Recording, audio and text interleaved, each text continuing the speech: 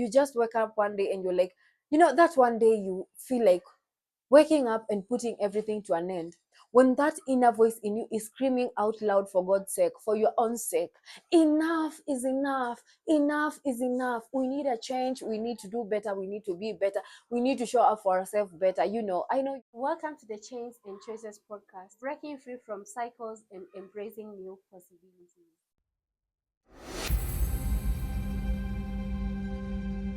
Have you ever reached a point in your life where you know something has to change, but you don't know where to start?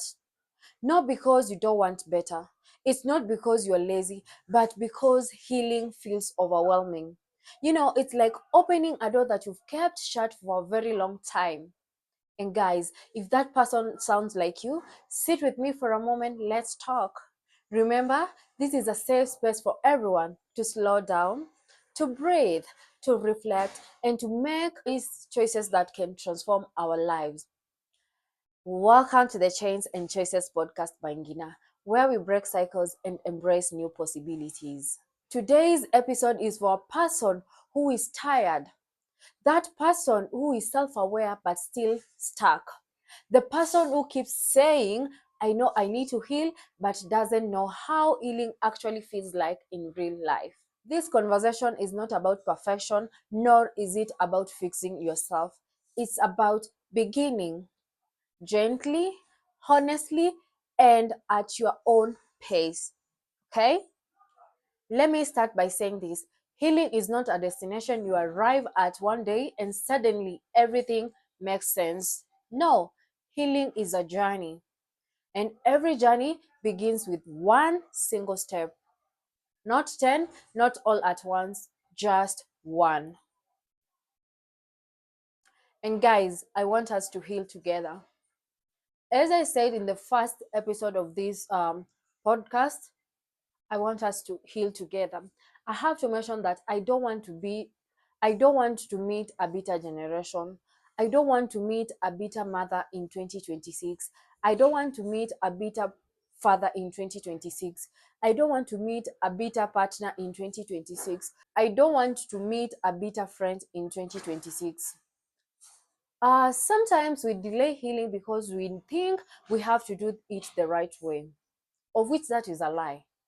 We think we need clarity, the strength, money, time, or support before we begin. But healing doesn't start when everything is aligned, for sure. It starts when you decide you've suffered enough. You wake up one day and you're like, Ngina, I'm tired of these cycles. You wake up one day and you're like, Grace, I have suffered enough. I am tired of these cycles. I'm tired of this hurt. I'm tired of this same emotional feeling coming back every other time, no matter the distance, no matter the new location, no matter the people, the season, or circumstances. You just wake up one day and you're like, that one day you feel like waking up and putting everything to an end. When that inner voice in you is screaming out loud for God's sake, for your own sake, enough is enough, enough is enough. We need a change, we need to do better, we need to be better, we need to show up for ourselves better. I know you understand, guys. Um, and I have to give you a few practical ways. And I have to give you a few practical ways on how to start your healing journey. Sit with me and let's talk. Let's dive into this right now, because I'm here for you. I'm gonna hold your hand till the end of this journey. As I've said, no bitter parents, no bitter friendship, no bitter. We don't want to be bitter. The thing is, we don't want to be bitter. We want to be better and show up for ourselves in the best way possible. How is that? How is that? Guys, the first practical step in healing is awareness. Real awareness. Not the kind where you say, yeah, I know I got issues. No, I mean sitting with yourself and asking yourself uncomfortable questions like, what hurts me the most? What do I keep avoiding? What patterns do I keep repeating in my life? And so on and so on. What can I stop? What can I do to be better? What do I need to change in my day-to-day routine? What do I need to fix? What do I need to add? What do I need to stop doing so that I can be better? What patterns? What is that one pattern that has been being inherited from one person to another in your lineage? What is that one thing? You just have to sit with yourself and ask yourself the most uncomfortable questions, guys. And I have to mention that this part is very quiet. It doesn't look productive, it looks like reflection, journaling, long walks, crying without knowing exactly why. And that's okay, for sure, that's okay. One thing I normally tell myself, Gina, when I'm going through something, I have to take my time and embrace that particular feeling. Take my time and be in that moment. Embrace each and every single feeling coming up from the whatever thought, whatever heart, or whatever thing I'm going through. I embrace it. I cry. I journal. I overthink. The thing is, I allow myself to go through it. I allow myself to embrace every other feeling coming out of it. And that is exactly what I want you to do. When you sit down, ask yourself that uncomfortable question, like, what do I need to change? What is that one cycle that keeps showing up in my life, no matter what I do, no matter where I go? And it's this moment is very quiet and personal. You will cry, you will hate yourself, you will hate your parents, your person, your favorite person. You will be like, why me, why am I going through this? But the thing is, you will overcome. One step to healing is awareness, the fact that you're aware there's a particular pattern in your life which keeps showing up. That is the first step to healing. And trust me, I'm here to hold your hand and walk you through this healing journey. uh, Awareness is the foundation. You cannot heal what you refuse to acknowledge. As I've said, awareness is the first step. So do it. You have to be self aware so that you can be able to walk into the next step, which is allowing yourself to feel everything. Just allow yourself to feel everything without rushing it. You know, most of us learned to suppress emotions to survive. We distract ourselves. You know, that particular moment, something is haunting you, something is hitting you, something is eating you from deep inside, but you're trying to distract yourself. Maybe by doing artwork, doing cleaning, decluttering, talking to a friend. But the thing is, after the first step, which is self awareness, allow yourself to feel it, allow yourself to go through the moment. Hmm? You stop staying busy, stop distracting yourself, stop using survival mechanism so that you can survive and run away from the reality. Don't run away from the reality. As I have said, many of us learned to suppress our emotions so as we can survive. We distract ourselves, we stay busy, we laugh it off. But healing asks you to feel what you have been carrying. Do you get my point? Healing, for you to heal, you have to be self aware. Be like, okay, I have this egg. It's here. It's not supposed to be here. So the first thing, I have to be self aware that I have an egg on my hand. Yeah, it's uncomfortable because it's not supposed to be here. So the second step is for me to feel it, to feel the pain that egg is causing me.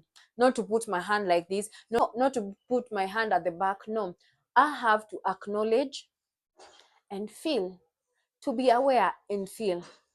I have to feel the sadness, the anger, the grief, the disappointment, everything this particular egg is bringing my way. Okay? And let me say this doesn't mean you are drowning in pain, or rather, in your own pain. This means giving it permission to exist, saying this hurt me without minimizing it, saying that wasn't okay, even if you've forgiven already. You understand? The thing is, just acknowledge the pain. Allow yourself to go through it. Allow yourself to go through the emotions. And this takes us to another practical step in healing, which is our number 3, is setting small, realistic boundaries. Healing doesn't begin with cutting everyone off. or changing your entire life overnight. No, no, no, no, no. It begins with small decisions. I have to say that boundaries are not walls, they are doors. They show people how to enter your life respectively. And every boundary you set is a way of telling yourself, I matter too. Healing also requires unlearning, unlearning survival patterns that once protected you but now limit you. Maybe you learned to stay quiet to avoid conflict. Maybe you learned to overgive to feel worthy. Maybe you learned to be strong because no one showed up for you. The thing is, be patient with yourself during this stage. Please, I urge you, be patient with yourself because you're not weak for struggling to let go. You're human. The thing is, you're human. And as I said, this is a safe space for you to slow down, breathe, reflect, and choose wisely. We are here to transform our lives anyway. And another practical step into healing is choosing support. And this looks different literally for everyone. For some, it's therapy. For others, it's a trusted friend. For some, it's faith, books, podcasts, or safe spaces where you can just speak freely. Sometimes you're just going through something and then you're like, let me take my phone and record myself. And that is something I've been doing for ages. It's so therapeutic. If you don't if you don't want to talk to any person, or rather you don't have a trusted friend or someone you can just lean on, take your phone, record yourself, talk to that person as if you're talking to a person. And let me tell you, you're gonna heal. It's gonna heal you because healing was never meant to be done alone. And asking for help is not failure, it's courage. So do it. If you have someone you can talk to, please reach out to them. If you have a trusted partner, a trusted friend, go ahead and ask for help. I mean, it's no failure. That means you're courageous. And that's why sometimes I talk to strangers. Maybe I'm going through something, I just walk, bump into a certain person, I've never met them, and I know I'll never meet them again. And I never exchange contacts. I just ask, let me tell you, let me pick your brain for a minute. If you're in this and that certain situation, what would you do? Then I'm like, wow, I got that different opinion. Let me go. Thank you. Do you understand? One of the most practical steps is changing how you speak to yourself. Pay attention to your inner dialogue. Would you talk to someone you love the way you talk to yourself? Just ask yourself, the way I talk to myself, would I talk to someone I love the same way? Healing begins when your inner voice becomes kinder, when connection sounds like compassion, not punishment.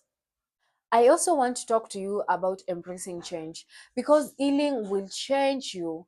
Because healing will change you. You might outgrow people, you might outgrow places, environment, and so many other things. Also, you might lose interest in things which used to, you know, the things you love. You might lose interest in them, and that is okay. You might become quiet or more expressive or more selective, and that is okay. Change can feel lonely at times, but growth often does. The thing is, you're not becoming distant, you are becoming aligned. How sweet is that? How sweet is that?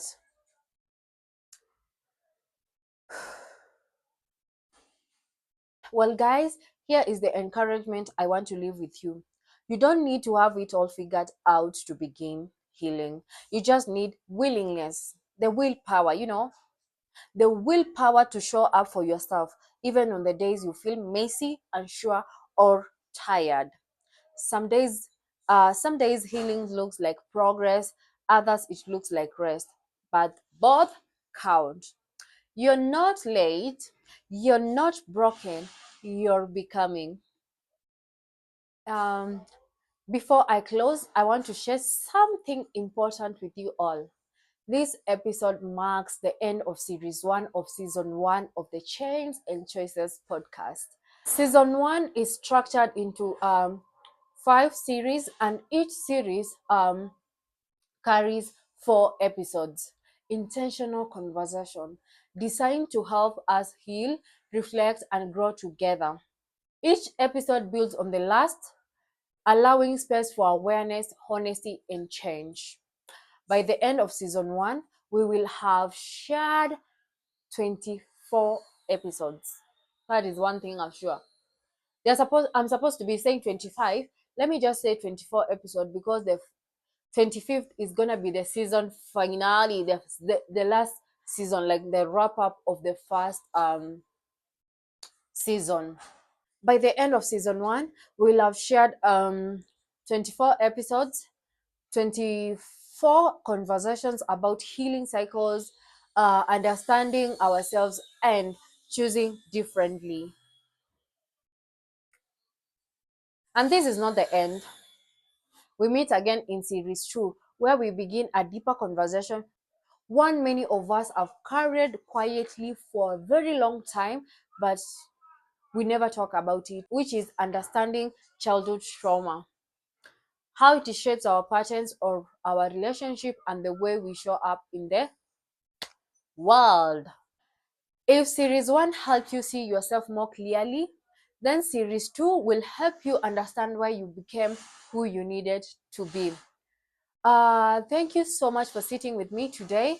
This is a Chains and Traces podcast by Ngina, where we break cycles and embrace new possibilities. If this episode spoke to you, carry it gently, reflect on it, and share it with someone who needs it. And remember, change doesn't ask you to be fearless, it asks you to be willing. Until next time, see you and be gentle to yourself. I need you in series 2.